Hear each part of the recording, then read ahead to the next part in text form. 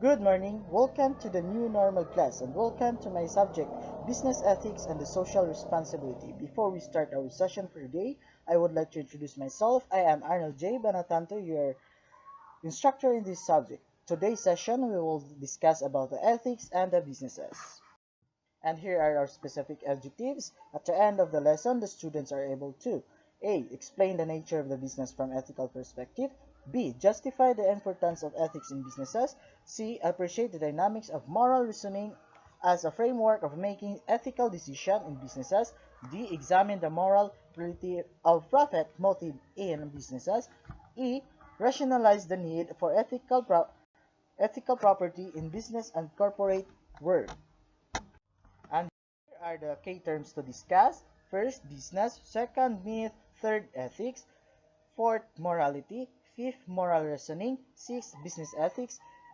Seventh, we have the profit motive. Okay, class, what is business? Business is a part of a human society, and since it is a part of the complex web of interaction among institutions of people, its activities must be viewed and examined from the perspective of the morality. And business without ethics. Okay, what happened if business without ethics? It threatens the survival of the human society, and the business studies the ethics paves the way of our common understanding and fundamental concepts of what is right and what is good, what is right and what is wrong in the conduct of business. And we have the nature of the business. The nature of the business is an old as human civilization. In the beginning of human existence, men took care their own needs and wants. They hunted animals and cultivated land for food and clothing, and people simply provided for their own. As time went on, some people become more proficient in doing one type of work or in producing one several types of goods. In doing so, others sold their products and services so that they need to spend more time, money, and effort to acquire goods that they need remanufacture, then found out that he could continue supplying the products or services to the people if he had enough funds for goods and barter with. He also learned that he could expand his trades. He is able to acquire more capital needed to continue in his entrepreneurial activities. The more he acquired the funds, the more he is able to supply goods and services for his customers. And the requirement, therefore, is for him is to earn the profit in order to stay in the business and provide the goods and the services needed by the customers. And take note, for as long as the people have the needs and wants, there will be always a business. Those who have a capital will continue to produce and sell goods and services that will satisfy the needs and wants of the customers. And business is an activity that is part of parcel of a human society, and society class will not exist without the business. And since the business is an integral part of the society and its activities must be examined from the ethical perspective in the same way that society examines politics, economics, government, culture, and religion from the normal point of view. And the fundamental reasons for examining the activities of one business from the moral perspective is for the promotion of the common goods, protection of the individual's interests, and the preservation of the human society in general. Okay, what happened if the business without ethics? No? If the business without ethics, it will be a chaotic human activity. Why it will become a chaotic human activity? Because there will be no common understanding and agreement with about what is wrong and what is right of the human conduct. And also class, business is also a complex activity that involves major activities such as production, manufacturing, marketing, advertising, selling, and the like. And businessmen class deal with the suppliers, customers, workers, employees, and even though their competitors. Ironically, it is within this structure interactions of people that a lot of questionable practices occur.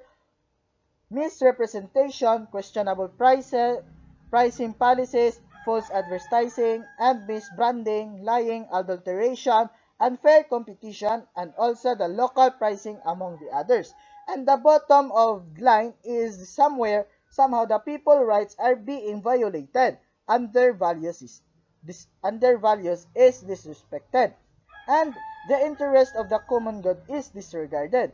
You know, class, that a business is a good human activity, and it may be bad if the wrong motive of a person's interest is an unscrupulous businessman. And now we have the importance of the ethics in business.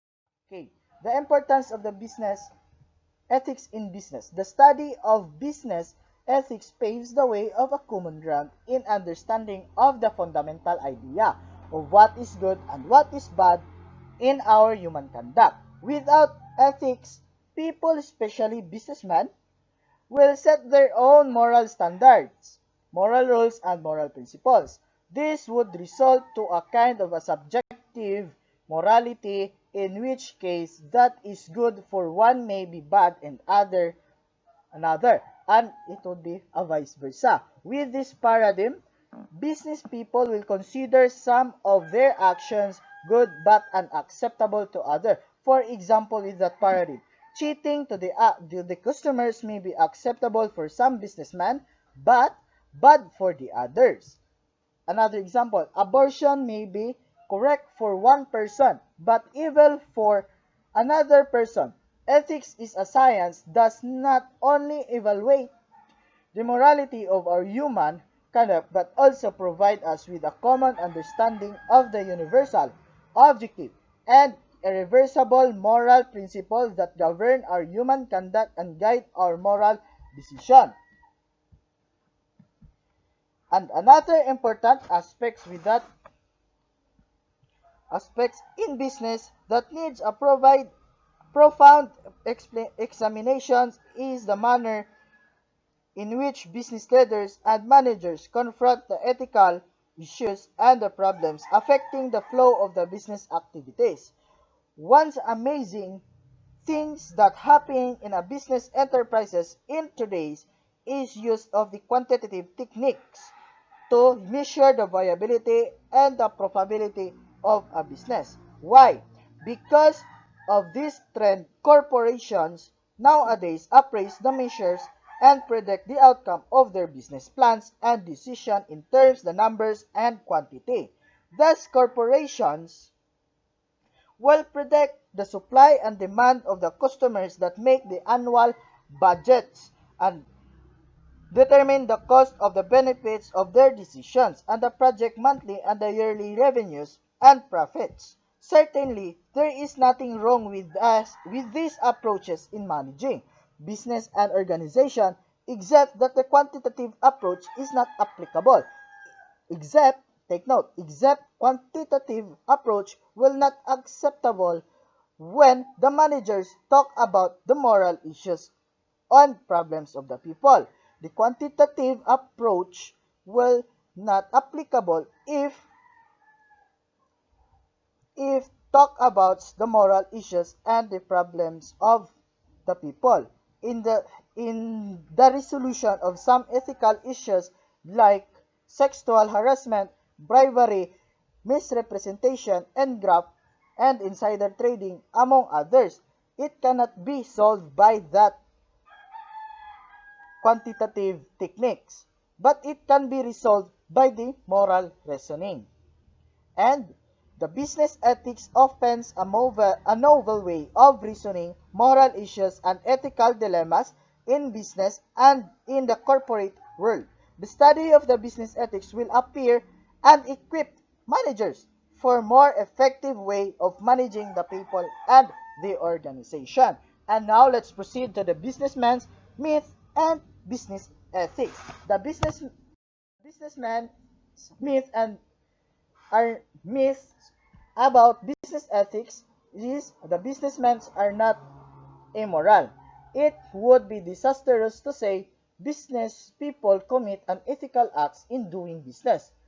Business is certainly is a good human activity. However, it is because the leader wrong perception in the role of ethics in the business that affect their decisions and in some cases they forget to be unethical. And here are some myths of the business ethics of businessmen about the business of ethics.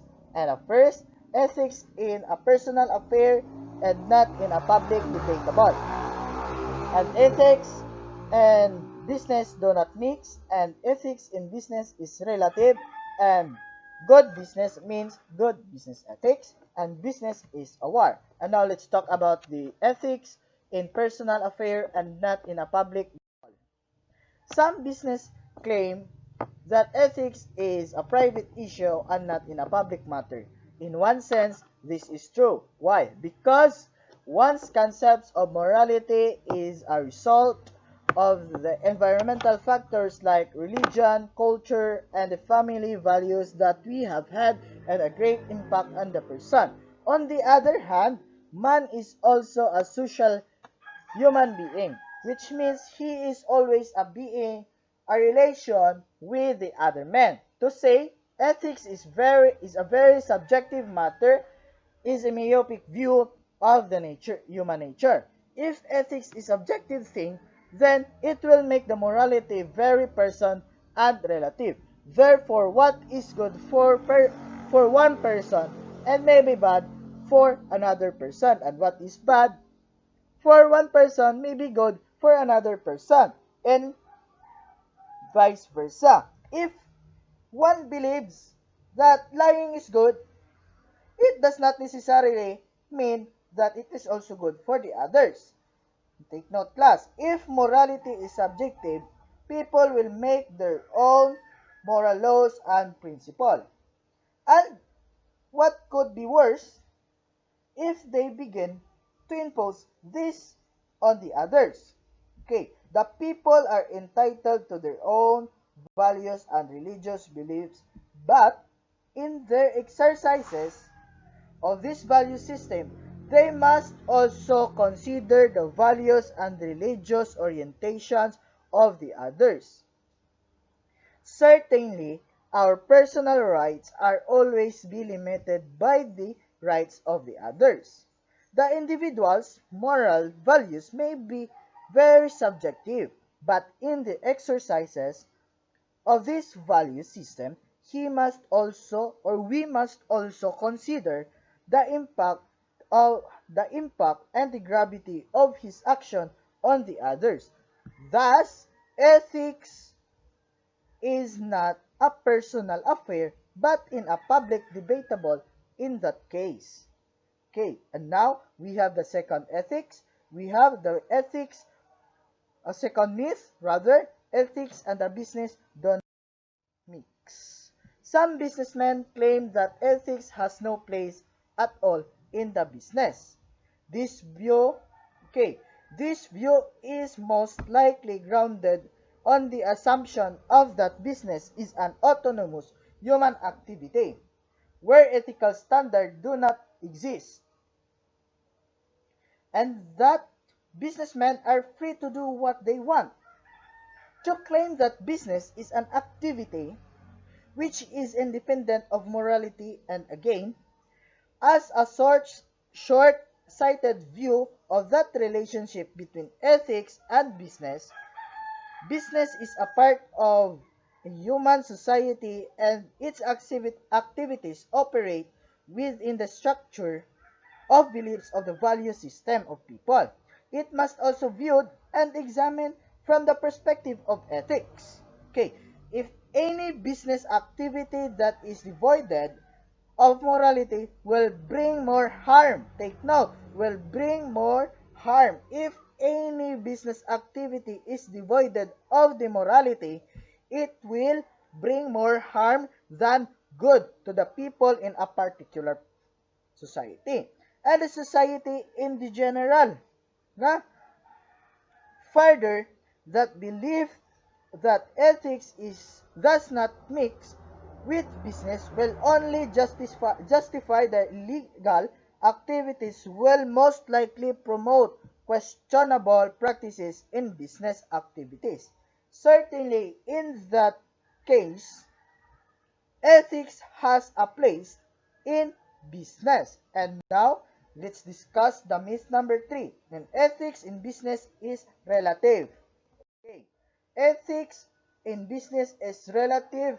Ethics is a private, subjective matter. Is the claim that the morality depends on the cultural and the religious orientation of the people. This is another wrong, take note, this is another wrong perception of the role of the ethics in business. Why? Because some businessmen claim that morality is relative, which means the fundamental concepts of right and wrong depend on the cultural values of the people. Okay, this implies further that what we may be considered right action in a country may be unacceptable in another country. For example, abortion may be legal in Japan but certainly not in the Philippines.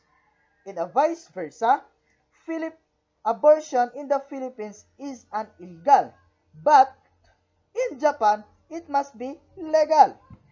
If morality is relative, then what is good in one place may be bad in another place.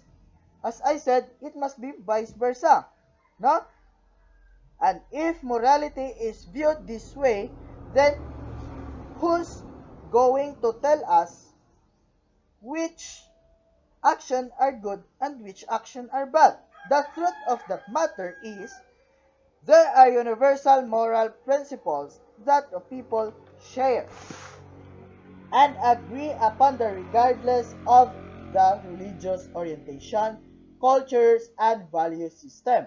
And so, all peoples around the world believe that murder is always a wrong, that stealing is always a bad action, and that bribery is always unacceptable. The study of ethics paves a way for our common understanding of the fundamental ideas of right and wrong as reflected in our nature and our human conduct. And that's all for the ethics and business is relative. Now, let's proceed to the myth number 4. The good business means good ethics. Some of the businessmen claim that a good business means good ethics. It is certainly a myth. A business may be profitable, but means of acquiring profits may be questionable. For example, with that, drug trafficking is a profitable business and a human smuggling and the other like.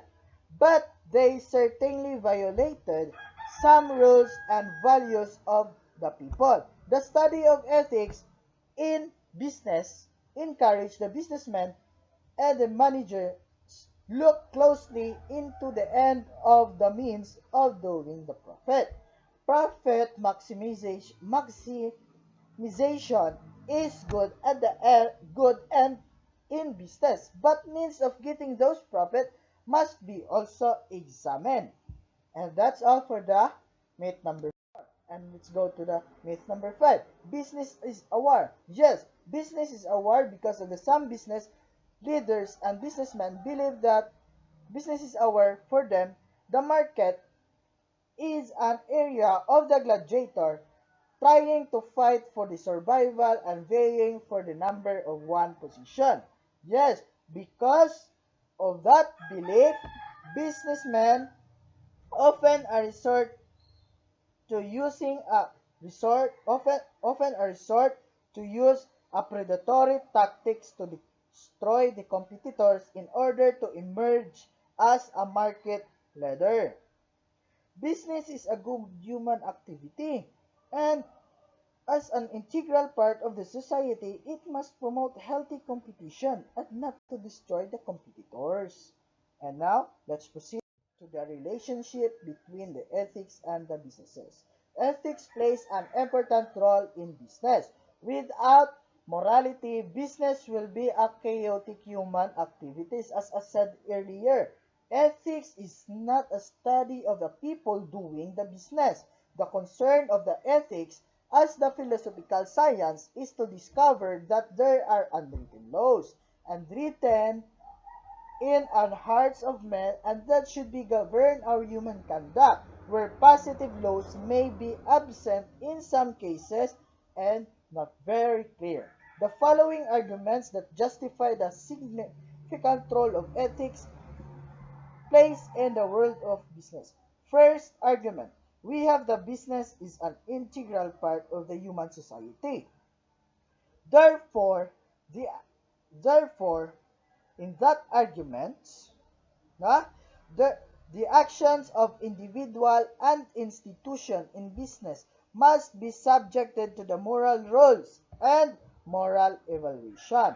Second, in business as in any other human endeavor, what is legal not necessarily be moral. People tend to confuse legality and morality, and the actions may be legal but necessarily moral. For example, with that, capital punishment, death by lethal injection.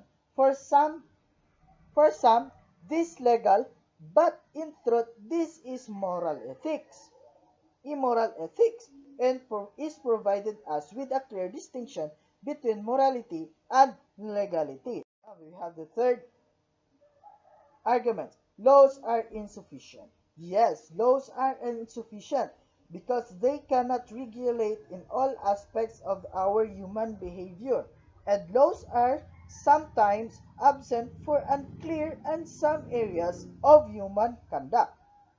And now, ethics is the unwritten law and written in the hearts of men. In the absence of the law, ethics dictates that correct conduct to follow. And we have the fourth, in today's in technocrat-oriented business education, the trend education the trend is to train the managers to maximize profits and to quantify the preparations that operations of the business. The managers and the business leaders must also prepare to respond to complex situations bearing ethical consequences. Thus, business ethics must be part of the curriculum in the business courses. And we have the fifth argument. Peter Drucker. Peter Drucker argues that the enterprises is an organ of the society and its action have a decisive impact of the social scene. Na? Drucker, in that case, Drucker simply reminds us that a business corporation is not just created to make that profits, but also considered its moral and social obligation to the stakeholders.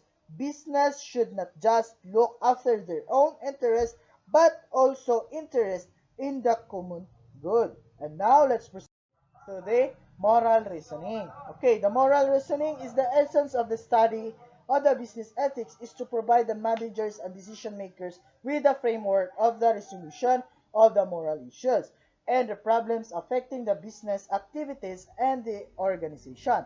The moral reasoning, class, take note, the moral reasoning is the process in which ethical issues of the problems is a benchmark. Okay, benchmarked against a moral standard so that a moral judgment is made be possible. The manager is tasked to solve the problems in organization and activities. It is also the responsibility to managers to help in the resolution. If not, prevention of moral problems, business activities, and the enterprise. Okay, class. We have the framework of that moral reasoning. First, the manager will predict the situation, or let's say ethical issues and problems. Next will followed by the reality checking. Next will be the moral norm, moral standards, company policy, and the ethical principle. And next, we have we will go to the moral judgment. For that case, or we say first we'll do the situation analysis, next will be the problem analysis, and third will be the decision analysis, and fourth view will be the resolution. Okay, and we have the judgment must be logical. Okay, take note class, a good moral judgment must be logical. Yes, it must be logical that the decision maker must arrive at the informed resolution of the issue based on logical reasoning. And second, a good moral judgment must be based on facts and solid evidence. So, the information is used in the process of moral reasoning must not come from a weak resources, like hearsays, rumors, or the grapevine rather. Okay, and the third, good moral judgment must be based on a sound and defensible moral principles. A weak ethical principle is open a lot of criticisms. And that's all for the good moral judgment. And now let's proceed to the morality and the profit motive. Okay, the people go into the business for a number of reasons. Some go into the business for a personal satisfaction, and others are in a business to earn a livelihood but still others are in business because they want to serve the society through the goods and services they offer the customers. But the most common, if not the most dominant motive why people go in the business is to make the profit.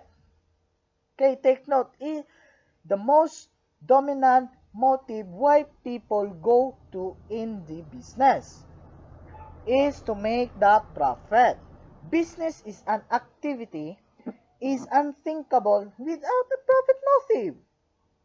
And take note, businessman considered as a form of anticipated reward or the compensation for the efforts they spend, skills they apply, and return to the capital they invested in organizing the business.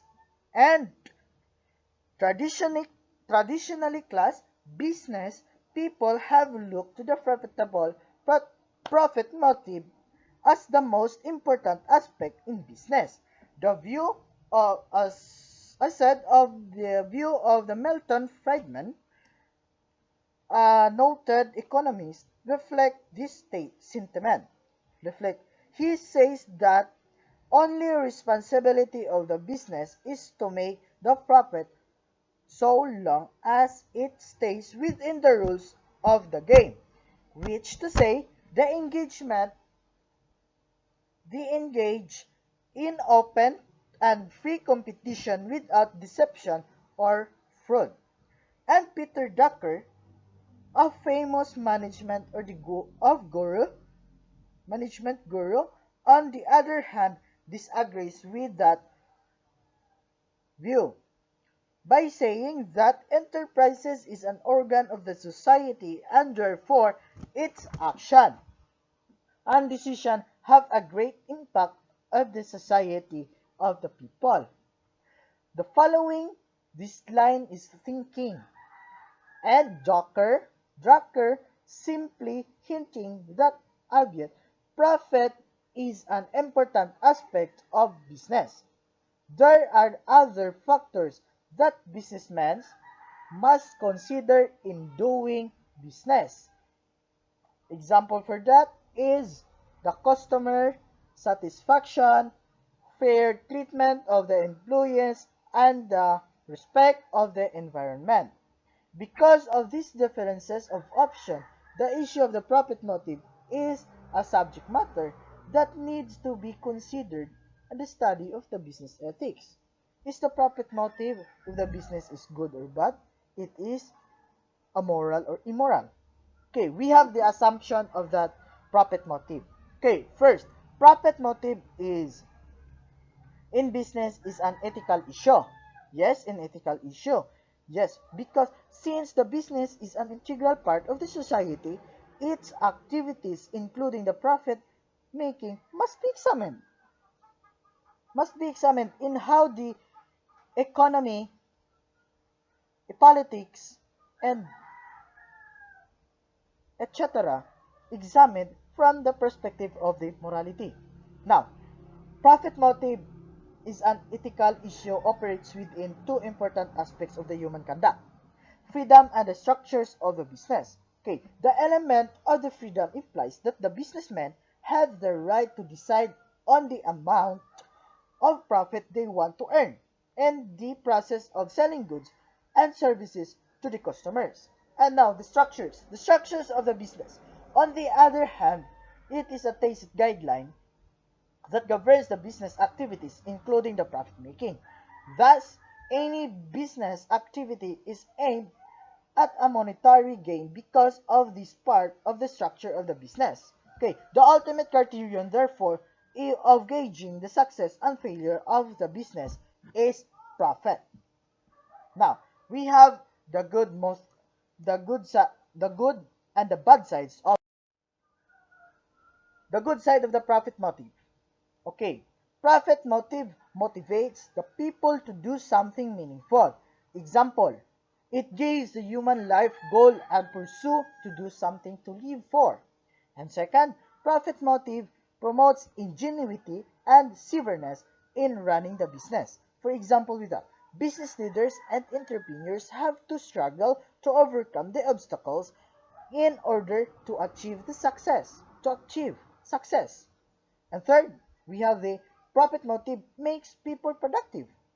Yes, because of their desire for money, businessmen have become productive and some of their products have been useful and have enhanced the human life. Fourth, profit motive generates the potential capital for the business. For the business.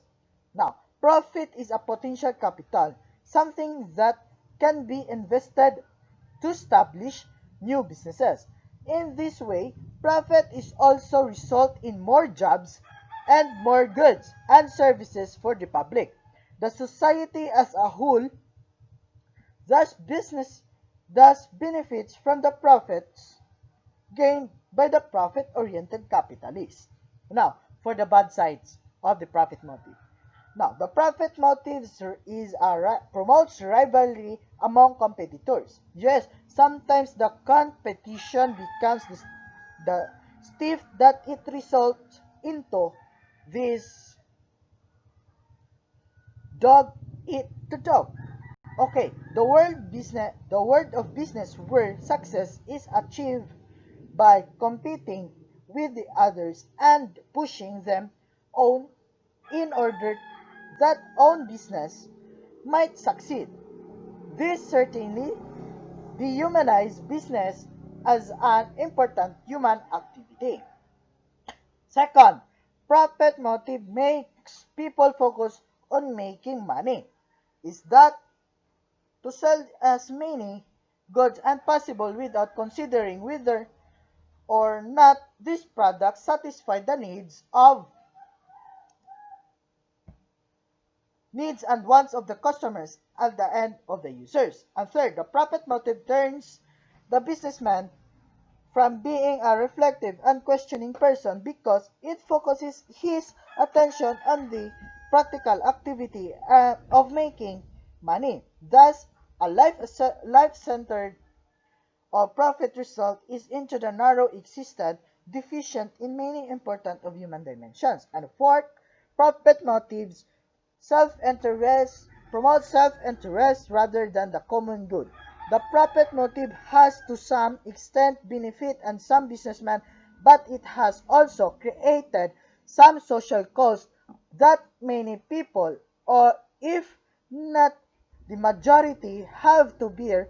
For example, depletion of the natural resources, toxic waste being thrown into the rivers, population of the environment is disregarded and disregard for the next generation to come. And now we have the ethical consideration of a profit motive. Okay, First, earning profit is a good and a valid activity in the business. So the commercial activities will be absorbed with the profit motives. However, unethical discernment is required for the businessman.